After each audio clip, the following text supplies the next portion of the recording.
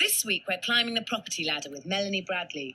She has bought this one-bedroom flat for £169,000, plans to spend £40,000 renovating it, and hopes to rent it out for £700 a week.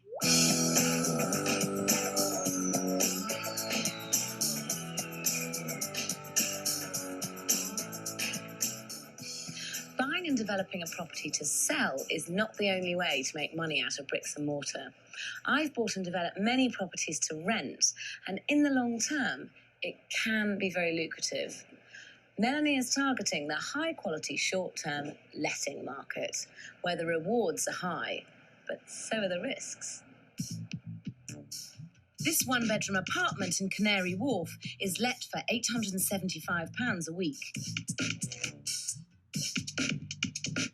This two-bedroom flat in Manchester is £1,155 a week. And this one-bedroom apartment in central London is rented out for an extraordinary £3,150 per week. 2 years ago, I would have thought £10,000 was a lot of money.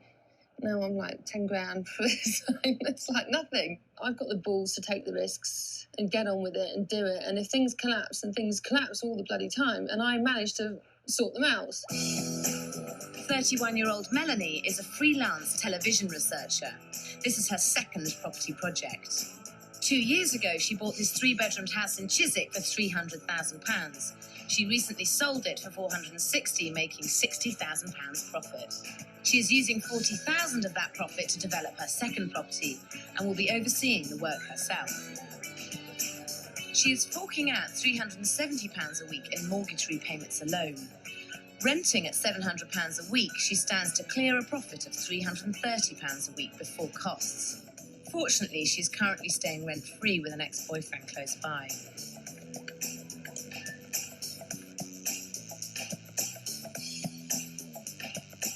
Mel has spent her £169,000 on a first-floor, one-bedroom flat with 2 box rooms. She plans to turn it into a luxurious 2-bedroom, 2-bathroom apartment by putting in a loft conversion. I would divide this budget up as £20,000 for the loft conversion, £5,000 for the bathrooms, £7,000 for the kitchen, and £8,000 on building and decoration, making a total of £40,000. Well, this is the kitchen. Great, it's a good size. It is, and the original bathroom as well. Actually, I picked this up a couple of weeks ago for I picked them both up for £99, which is quite good really, because it's an original Victorian one. At the moment, the bathroom's through here, just round the corner there, but it's not really a very good size. You can get a full-length bath in there. Mel plans to enlarge the kitchen by ripping out the existing bathroom at the back of the kitchen and knocking down the dividing wall. This box room will become a study. She wants to convert the corner space of the existing bedroom into a small shower room with access from the hallway. The remaining box room will make way for the stairs to the loft. The loft will be converted into a large bedroom and separate bathroom. I thought Mel's ideas for the loft conversion were good, but I didn't think she was making the best use of the space downstairs. What you could do is keep the bedroom as it is and keep this little room as it is as a study, which is a really good selling point. Keep this wall where it is and put an extra stud wall in here and here with a door here and have this as a shower room. So you'll then have all the bonuses of having a kitchen breakfast room and a shower room and a study and a bedroom. And with the extra space, you could have built-in wardrobes, which is a great selling point for rental or for sale. So then, can I still keep the bath, or do you think I should just get rid of it? I can sell it on maybe for £150 and make a profit. Yeah, well, that's not a bad idea. However urban or undesirable a garden may first appear, outside space will always add value to your property, and you can increase that value by maximising its potential. Obviously, the main thing, which is indisputably there, is the railway track. Yeah, which I think so. Which is why it's good to have the old tree in the front there, really. Yeah. What you could do is extend the top part of the stairs here across to give it a little platform that you could come out of French doors onto, which will mean that you have a view of the tree. When it's in full bloom, you'll have a lovely view of the tree, and you can open the doors and have this sort of mini terrace area. How do you feel about that? Do you think that would be? I think that's a good idea, actually. It is a good idea because it will bring more light as well and make it feel a bit more spacious in the kitchen. Yeah, and it'll bring the garden into the house, which gives you an extra room, which adds value always. Yeah, that's a really good idea. Mel's plans depend on attracting top-paying tenants to her property. Would they want to live around here? I went to check out the area to see what it had to offer. Chiswick is extremely well connected. It is 5 miles from central London and 8 miles from Heathrow Airport. But despite this busy communication network, it is also peaceful and leafy. One look at the shops in the high street and you can tell this is a prosperous location. Expensive restaurants, cafes and quality shops mean it passes the cappuccino test with flying colours. And it gets a big tick next to business population. People want to live here because it's convenient for work. There are numerous multinational companies here. Currently under construction is Chiswick Park, the largest office development in the UK since Canary Wharf. It plans to employ some 10,000 office workers. These employees are the very kind of tenants Mel should be developing her property towards. I met up with David Leader, the agent Mel plans to let her property through. He showed me what the corporate client expects from a flat by taking me to see one of his properties in Knightsbridge. It's a similar size to Mel's property, but in a more expensive part of London. So how much is this flat? This is £1,225 per week. God, that is a lot of money. It is quite. What do you get for your money? For the money, you get 2 bedrooms, 2 bathrooms. It's fully equipped, fully furnished. You have full linens, television, video. We have Sky TV here. So if somebody wanted to buy a property to let in this way, what sort of property should they be going for? What's the major stipulation? Generally, we suggest that they look for brand new. They're hassle-free. They've got the latest kitchens. They have the latest bathrooms, and they're very easy to maintain. As far as the layout is concerned, would you say that it would be better to have larger wardrobe and a slightly larger bathroom and a slightly smaller kitchen? Yes. That's what people are really keen on. Because most of the short-term and the corporate lets, they tend not to eat a lot in the actual property. They tend to be working late, they rush out, they go and eat, they come back. The only time that they tend to eat here would maybe for breakfast. So would you say that Mel's flat has a top ceiling price, whatever she does to it, however nice it is? There is a maximum she would get for it. And Melanie obviously is Chiswick, so you're going slightly out of London, so it would be cheaper. So including cleaning and laundry, Melanie could be getting something between £700 and £750 per week. Although high standards are expected, Mel should keep in mind the ceiling to her profit when buying her materials. There is a real danger she could get carried away achieving a look and blow her budget. You can charge more money renting your property on a short-term let, but it is harder to keep your property occupied all year round. An agency can help you keep tenants in your property, but it is at a cost, as some will charge you up to 20% commission. Mel has worked hard to line up all the tradesmen on her project. It's Mel, fine. Do you know when he's due back? If you are looking for a builder, you should remember a good builder is a busy builder, so start looking early. Always take up references, and don't be afraid to go and inspect examples of their work. Hi, is I writing your Jonathan there, please? Mel thinks she has found the perfect builder, but she's about to hit her first property hurdle. I did have a builder lined up, and 3 days before he was due to start, I was calling him to make some final arrangements and just have a final chat. And he said that he couldn't do the job, but he'd been trying to find somebody else to do it. So on the recommendation of a builder who has let her down, Mel has employed another builder without references and without having agreed anything in writing. As a rule, when you develop property, you should always prepare something in writing with your builder before work starts. This protects both you and your builder. Barry's quite, he seems quite hectic actually, a bit like me, in a kind of a laid-back sort of a way, if that makes sense. Basically, I don't have an option as to whether to go with him or not because it's too late, really, to sort anything else out. Sometimes it makes better financial sense to delay the start of your building work. Mel is rushing unprepared into this project, and that can only cause problems later. We're in West London, following Melanie Bradley as she climbs the property ladder. Mel is spending £40,000 converting this one-bedroom flat into a two-bedroom apartment and hopes to let it out in 8 weeks' time for £700 a week.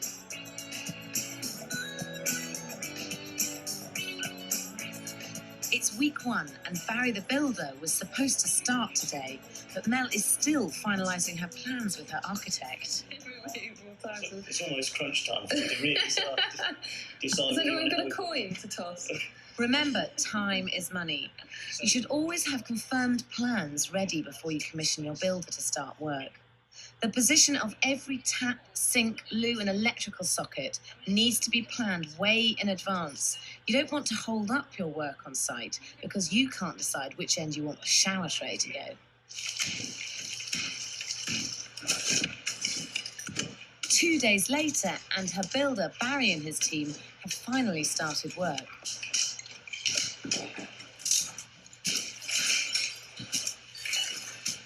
We're going to take out all the walls, make this open plan kitchen first of all on this side. Removing the bathroom, obviously the bathroom here. We're going to replace that with a little shower, toilet cubicle. And just basically clear it all out ready so we can start the garden. With regard to specification and schedule of works and contract, I haven't done any of that yet, which is bad of me, and I should have sorted it out. But frankly, I've been a bit busy trying to sort out who's actually doing the works rather than what works are going to be done and sorting out something for them and for me.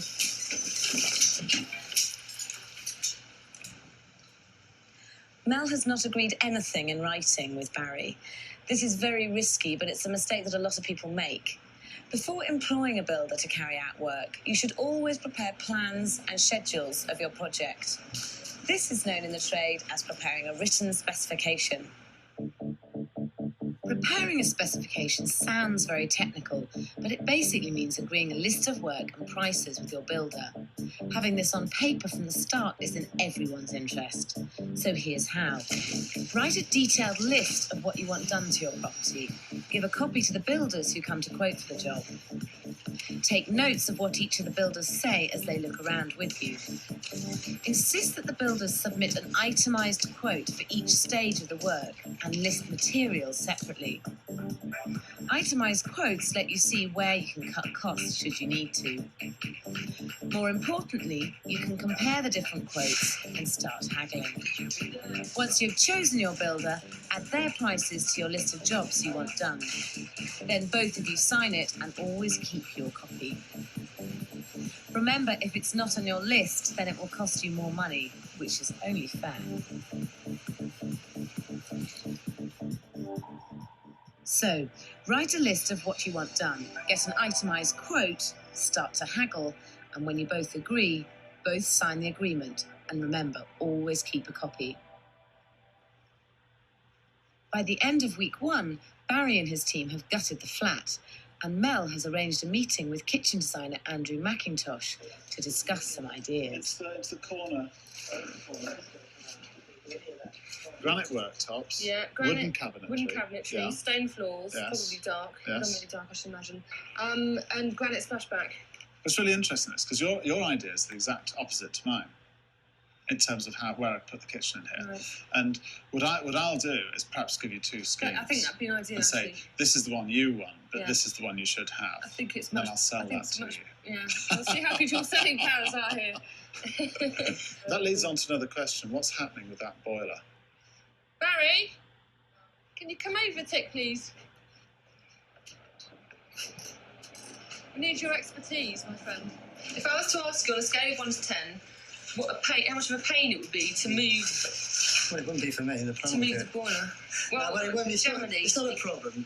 but it's easier to retain where you've got the facilities like how they are now. Okay. There's no real need for it to be moved. Okay, If we go fine. with my plan. There we go. There you go, you've got two experts on the same wavelength. I'm being ushered here. I'm being ushered here. Seriously, when do you With the want to know? plumber coming in on Monday, Mel and Andrew must finalise the plans or delay work on site. Mel is right to put in a kitchen of a high quality because she is looking for upmarket tenants. But by opting for such a large kitchen, she is waving goodbye to approximately £8,000 of her budget. It's week 3 of the project, and I caught up with Mel to see if she had taken on any of my advice. What I don't understand is, why do you need such a big kitchen? Why do you need so many units and the kitchen to be so large? I think at the back of my mind, what I'm thinking of, it is going to be corporate let for some time, but I'm also thinking of resale. No one's ever going to say, oh, what a shame the kitchen's too big, whether they're looking to buy or rent the property. But from a property developing point of view, it is going to cost more for the flooring in a room this size and for the units for a room this size. And it is at the expense of having a larger bathroom, and you've had to squeeze the bathroom in elsewhere.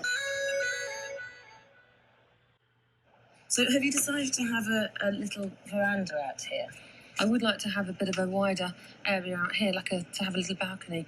But the neighbours basically complaining. I don't frankly understand why, because basically it's predominantly wooden door there, and there's no windows. So it's not as though it's going to block their light at all. Something that you're always working against developing property is the fact that you're changing things and everyone else doesn't want it to change. Yeah, I'm discovering that a lot at the moment. Yeah. It's an old problem. But what you could do is try and turn it into something that's beneficial to them. Say that you're going to be doing it anyway, and that you'd like to plant some roses. So it's basically a pergola for them.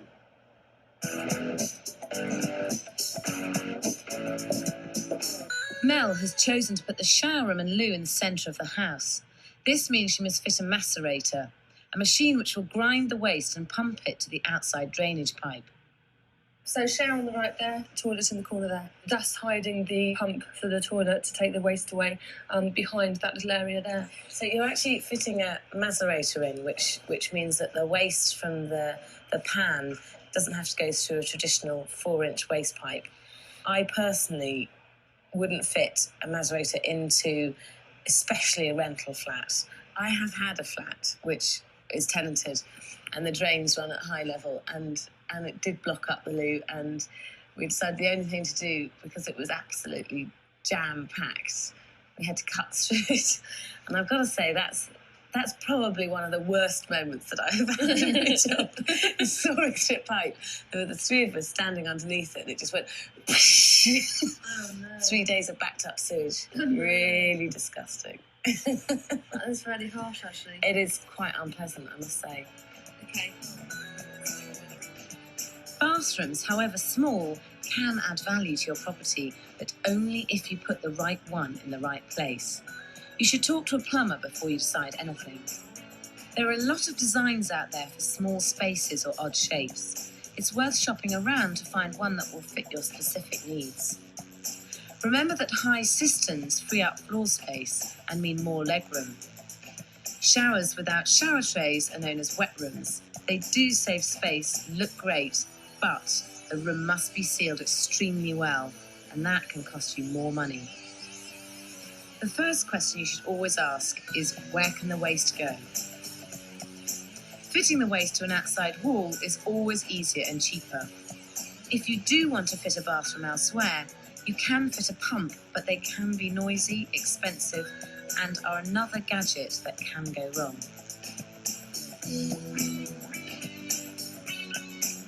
It's important to remember that all new situated bathrooms must be approved by your local building regulations officer. Mel is making the classic property developing mistake. She's getting personal.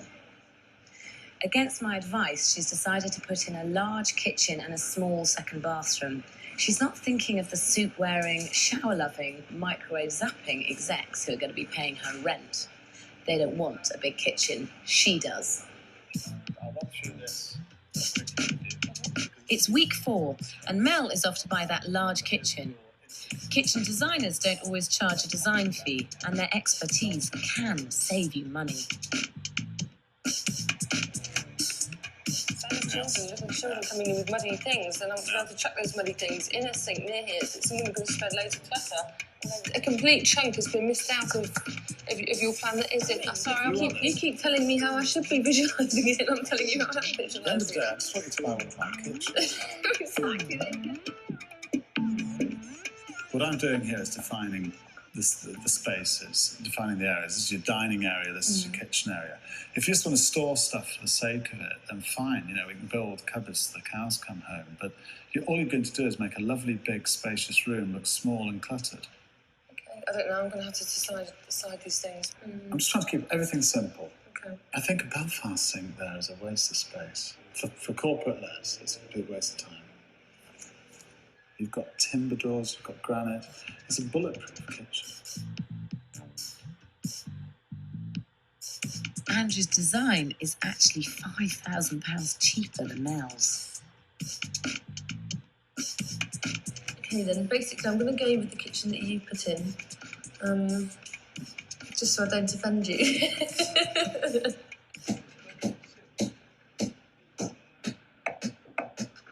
Week 8 and the project is supposed to be finished, but planning has only just come through for the loft conversion.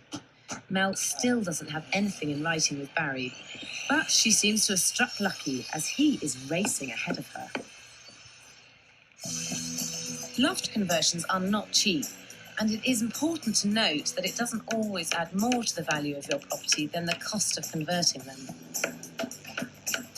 However, in the right property and the right area, converting your loft can make you money. This loft conversion cost £30,000 and raised the market value of the property by £60,000.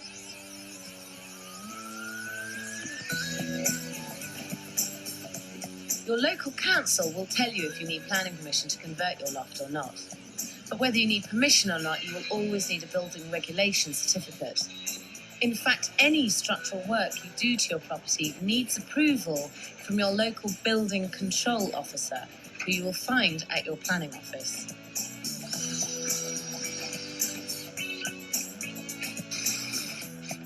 This property uses the loft space as a bedroom, but it doesn't count as a loft conversion as it doesn't comply with building regulations, and so it cannot be marketed as having an extra room. To qualify as a loft conversion, you need stair access that has building regulations approval, not a hole in the floor with a ladder. You must ensure that the walls and floors are adequately insulated and fire protected. And you must install approved windows.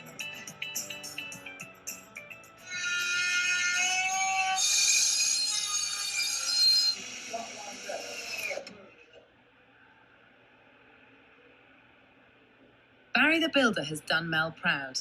He has built the loft conversion in 4 weeks and to the agreed budget. However, Mel appears to be losing her grip on the purse strings. The initial budget that I set was, I think it was 50,000. I believe it was 50,000. I've upped the budget to... I can't remember what it was. I think it was 50 and now it's 60, I think. It's basically up because there were some other costs which I hadn't incurred, decorating costs, and it was initially when I hadn't really gone over everything properly. So I think that's going to be going up to about 60,000. Mel's original budget was actually £40,000. This is why it's crucial to prepare a written specification before you start any work. Had Mel done her maths at the outset, I suspect she would have found that her £40,000 was not realistic, and it would have given her a chance to save in other areas, like that bulletproof kitchen for a start. With her budget going up by 50%, I'm really starting to fear for Mel's profits. This week's property developer, Melanie Bradley, is renovating her property to a high standard to rent it out on a short-term let.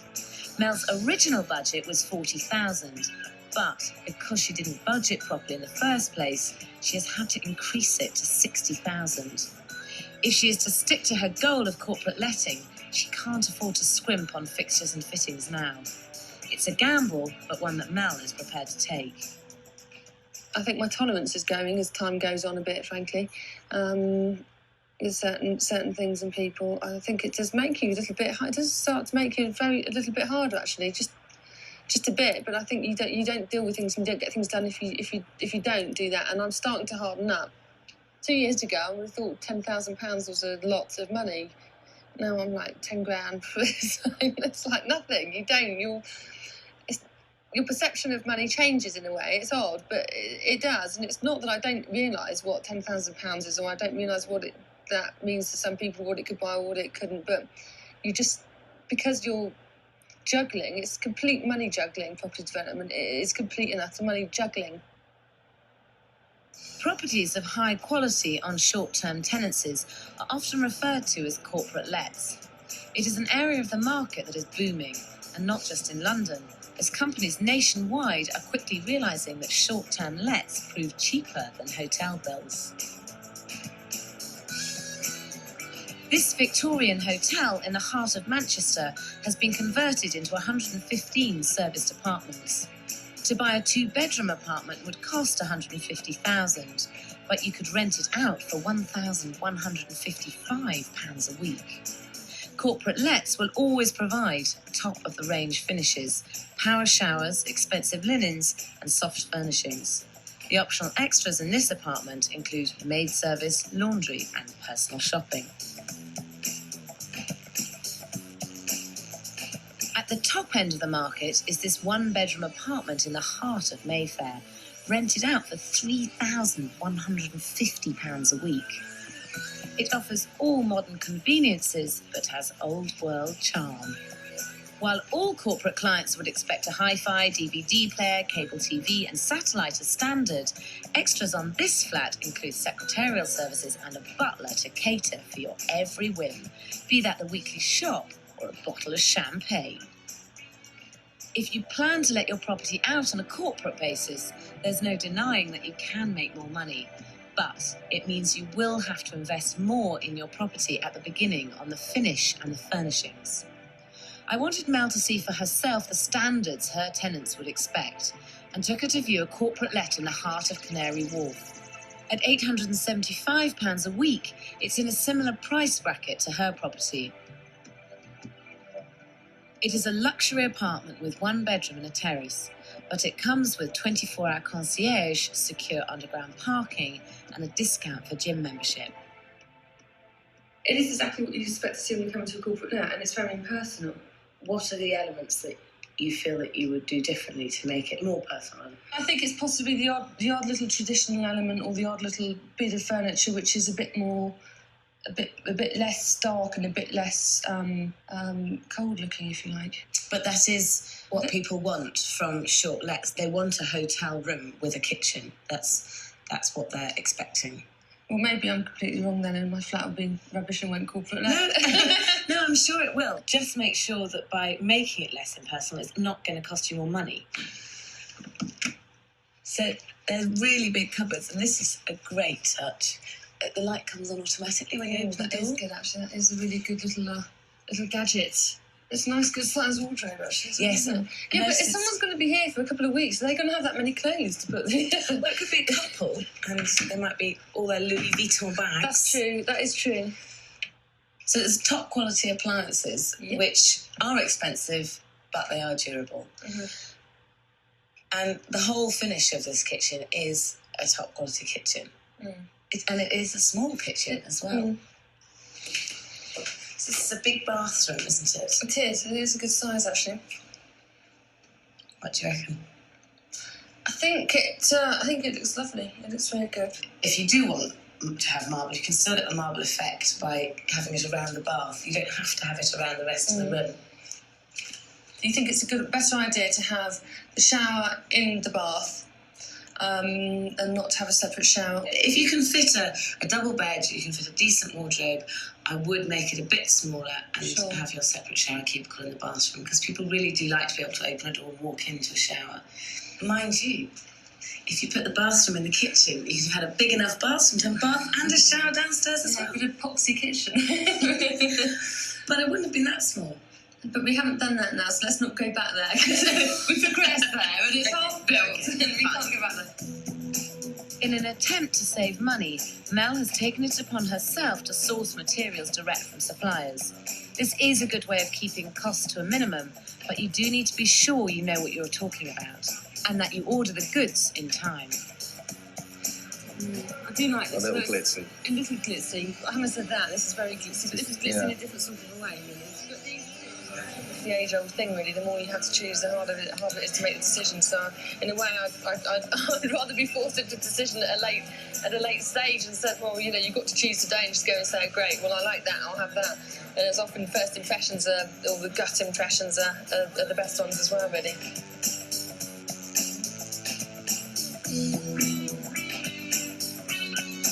When you're ordering goods, timing is essential. Remember that there's often waiting time on deliveries from suppliers. You don't want builders waiting around on site because you haven't ordered materials in time. Equally, you don't want the goods to arrive too early, so they sit around on a site that is not secure. Some things I see, and I think, okay, I really love them straight away. And other things, you know, you see, you're not sure if you like or don't like, or they... When I first saw it, I liked it, and then I went off it. Fittings will vary according to different models. Your plumber, electrician and carpenters will need to know exactly what models you're buying so they can get the correct fittings prepared. You don't want to pay out extra to hide your pipework because you have changed your mind at the last minute and gone for that must-have wall-hung toilet. I think the word definitive scares me as much as the word commitment scares blokes. Mel is now 4 weeks behind schedule, and the decorating is about to begin. That's 4 weeks of rental income that she's missed out on, and another mortgage payment gone out of her bank. That's money down the drain.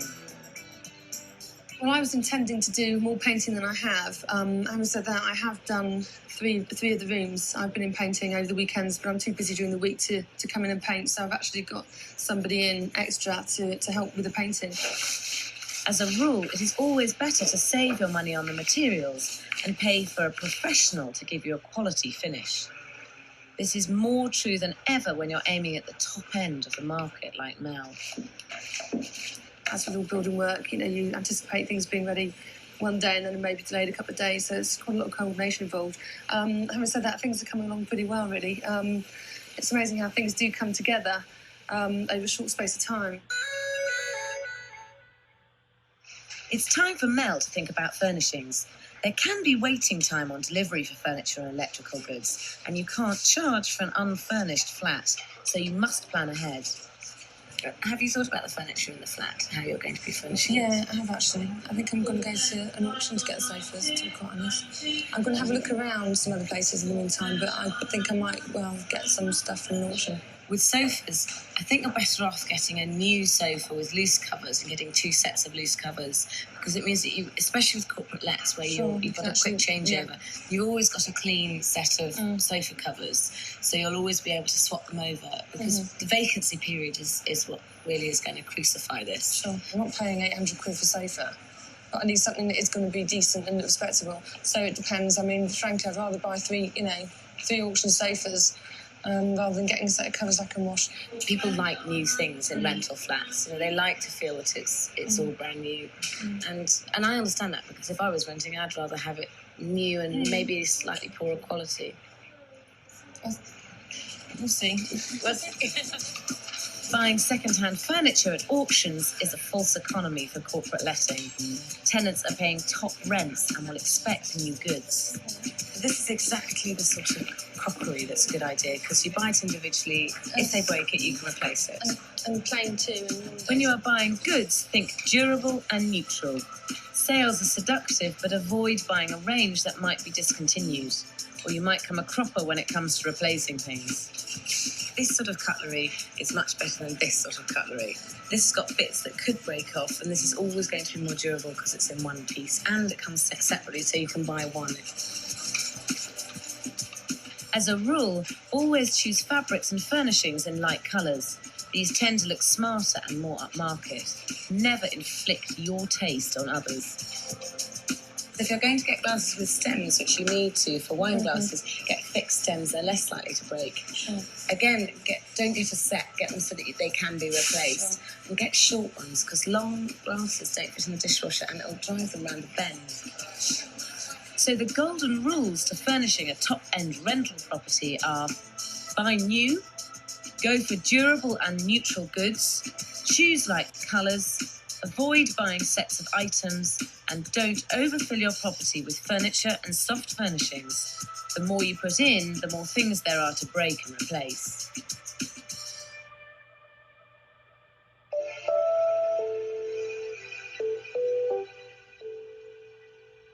The property is nearly finished, but Mel has housing problems of a different kind. Basically, I've been evicted from my ex-boyfriend's house, and the things haven't been going too well there.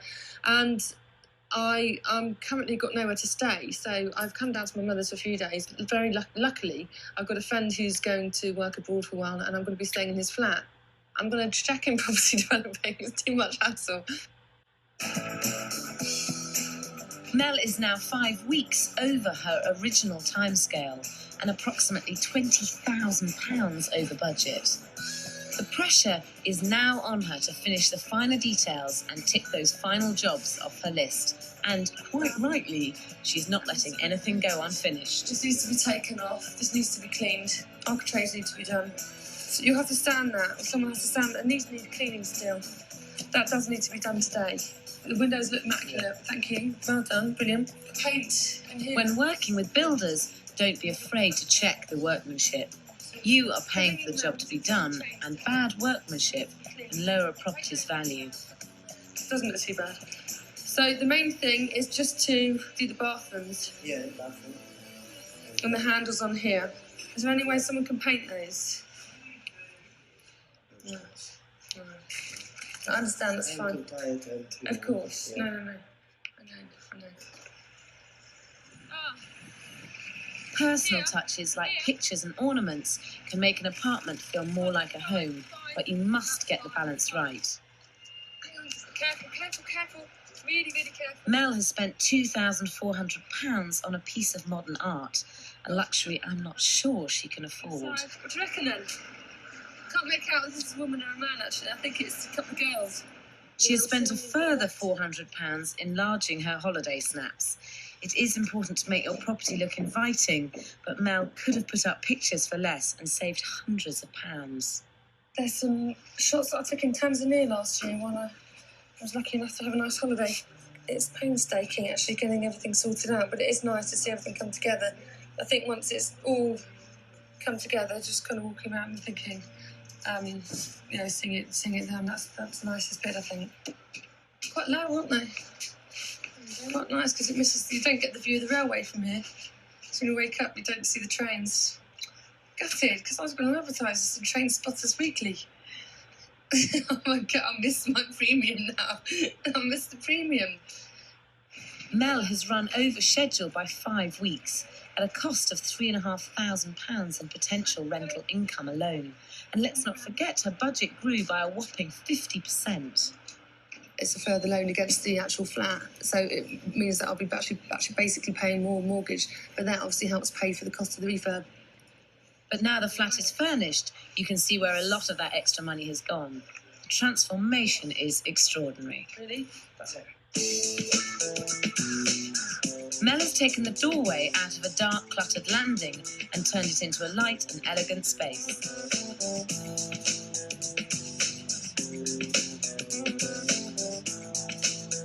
She has sensibly painted the lounge in neutral tones, put in a gas fire and bought a suite with removable and machine washable covers.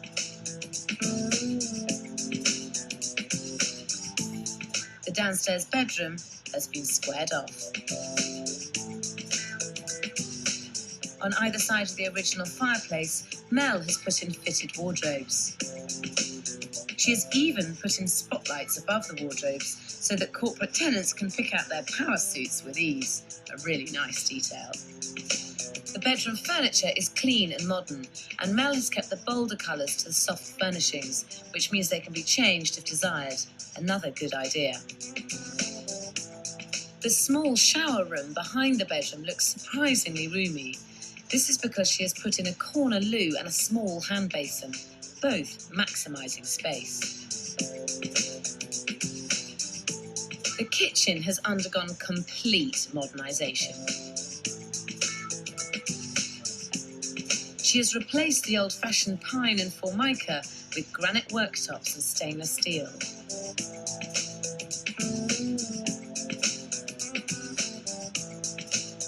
Mel has used chrome fittings and appliances throughout the property. It has added considerably to the budget, but it is this attention to detail that gives this flat the modern and clean look that is essential in corporate letting.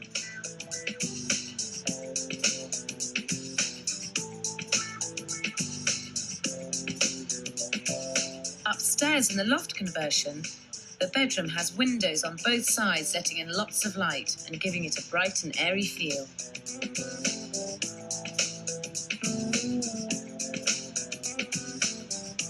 A separate entrance to the limestone bathroom means it can be shared by the tenant downstairs, providing added versatility.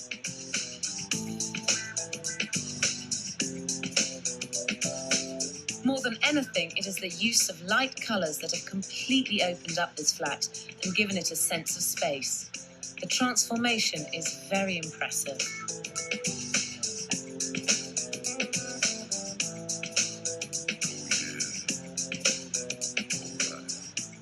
What a transformation. So how long has it taken? Just over 3 months, about 3 months and a week, I think it is.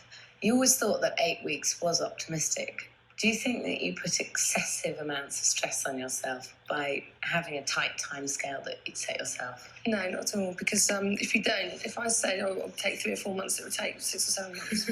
So I can't afford to do that, really. And so how have you done on budget? I know your original budget was £40,000, wasn't it? God, did I really say 40,000? It has gone a bit over the cost than I'd hoped, but it was probably about 60, 65 all in, and that's with everything. Mel spent £20,000 on the loft conversion.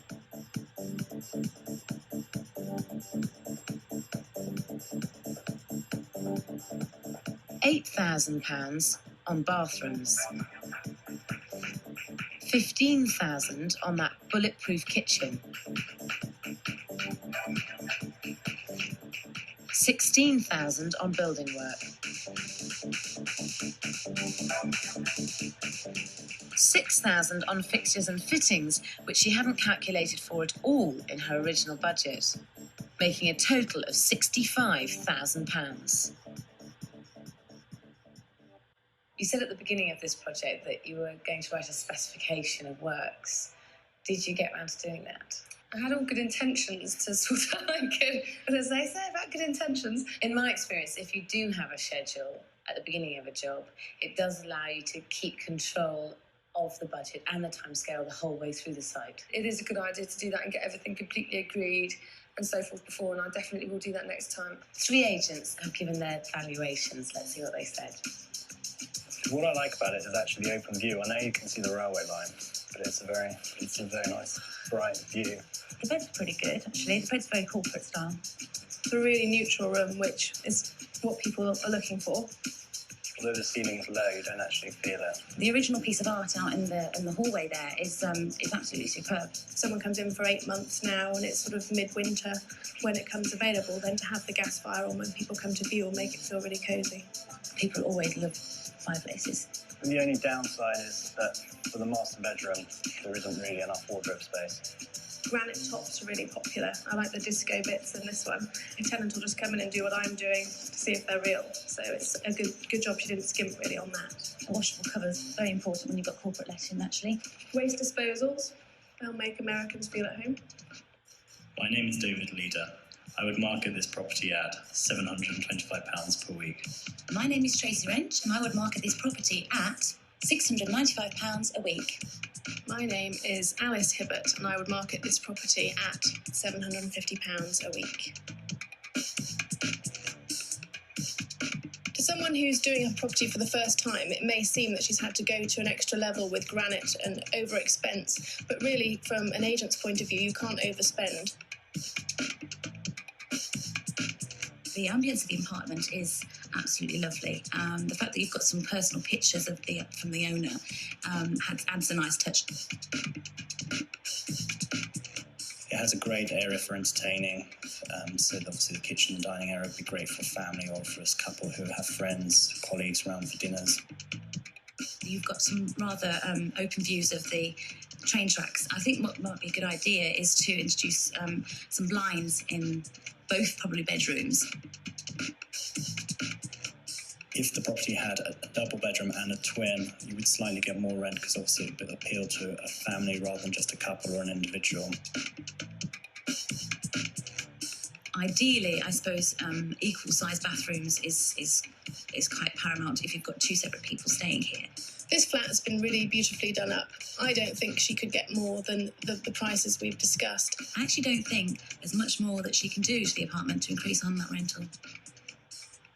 They came in at £695, £725 and £750 a week, which is great because you were aiming at 700. They all said that the flat was spot on for corporate letting. I have to say I was a bit concerned that you were going to personalise it a bit too much, because when we went to Canary Wharf, you did say that you felt that it was very impersonal. Sterile. Are you happy with the way this has turned out? I am, yeah, actually. I don't think I have personalised it too much. One comment that was made is that if you turned the study into a bathroom and incorporated the shower into the main bedroom so that it was a larger bedroom, that you could get between £20 and £60 more a week for the flat. I think that's the fair point, and that may be safe for a corporate let, but I'm still bearing in mind resale. I think you're absolutely right. At the end of the day, when it comes to sale, it is an extra room and it will add value. You may like to know as well that 2 of the agents said that what you've done is going to achieve the maximum rental price for this flat in this area. Good. So Excellent. congratulations, that's fantastic. Thank you very much. And tell me, what would be the one piece of advice that you'd give somebody who's going to develop a flat like this? Therapy. Mel bought the flat for £169,000. She ended up investing £65,000, and it has been valued at £325,000, which means that should she choose to sell it, she'd make a profit of £91,000. That's before fees and taxes. Mel has made mistakes. Her project has taken longer than expected and gone over budget.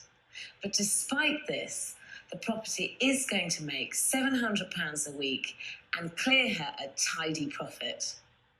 This is because she understands a key aspect of property developing. Know your market and develop your property for it. Get it right and you could stand to make thousands, but only if you stick to a realistic timescale and budget.